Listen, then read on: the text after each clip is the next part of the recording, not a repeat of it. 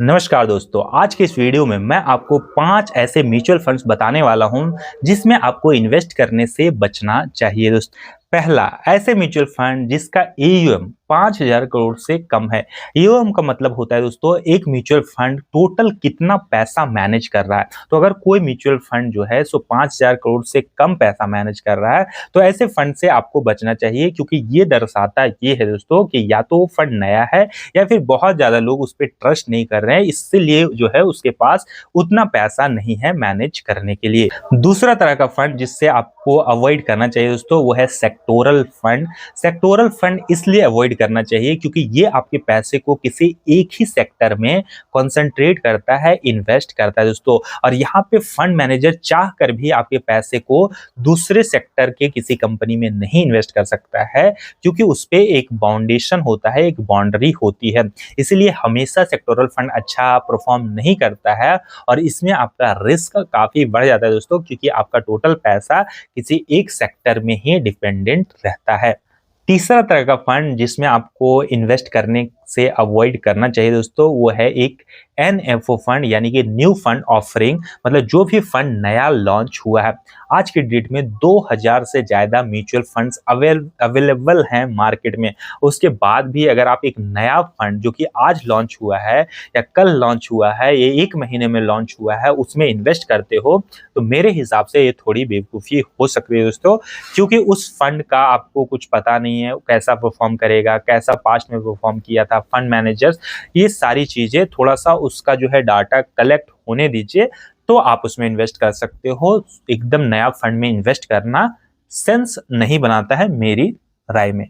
चौथा fund, lock in वाले fund. ठीक है, लॉक इन वाले फंड आपको इसलिए थोड़े अवॉइड करने चाहिए क्योंकि ये आपको फ्लेक्सिबिलिटी नहीं देती है कभी भी पैसे को विड्रॉ करने के लिए। ठीक है, तो अगर आपको कुछ भी ऐसा पता भी चलता है, कुछ बड़ा डिजास्टर होने वाला है, फिर भी आप अपने पैसे को विड्रॉ नहीं कर पाओगे जो है सो उस म्यूचुअल फंड से, क्योंकि उसमें लॉक इन रहेगा 3 साल 5 साल जितना भी है वो लॉक इन रहेगा दोस्तों। तो इसलिए थोड़ा सा अवॉइड करना चाहिए। वैसे बहुत सारे इन्वेस्टर्स के लिए ये बेनिफिशियल भी हो जाता है, क्योंकि बहुत सारे इन्वेस्टर जो है सो इन्वेस्ट करने के बाद खुद कंट्रोल ही नहीं कर पाते हैं और पैसे को थोड़े थोड़े दिन में ही निकालते रहते हैं, जिसकी वजह से उनका रिटर्न्स नहीं बन पाता है।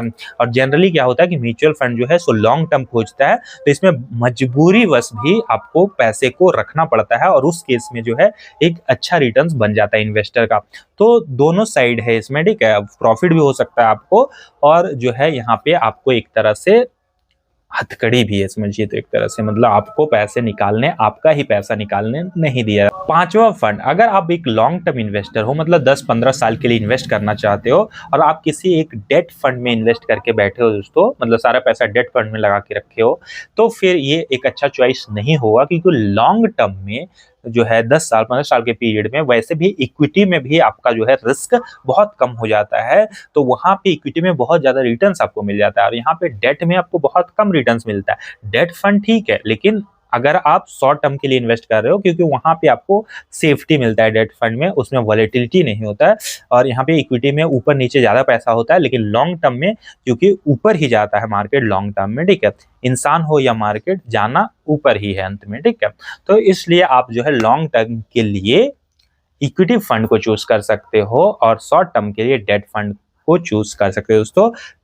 तो अगले वीडियो में मैं आपको बताऊंगा कि किन फंड्स में आपको इन्वेस्ट करना चाहिए, किस तरह के फंड्स में आपको इन्वेस्ट करना चाहिए। इस वीडियो में मैंने आपको बताया कि किस तरह के फंड में इन्वेस्ट नहीं करना चाहिए। तो इसलिए चैनल को जरूर सब्सक्राइब कीजिएगा, बेल आइकन को क्लिक कर लीजिएगा और कुछ भी सवाल है, कुछ भी बोलना चाहते हो, कहना चाहते हो, तो आप कमेंट बॉक्स में जरूर कहिएगा, मैं आपको रिप्लाई दूंगा दोस्तों।